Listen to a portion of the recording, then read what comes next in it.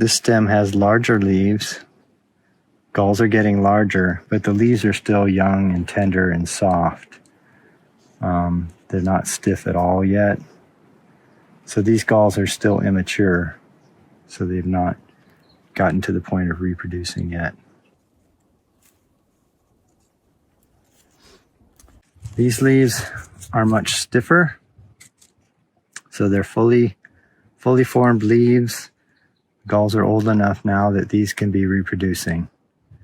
So I'm looking for this kind of stem. Still got some greenness to the stem, but the stem is very stiff now. So I can take this stem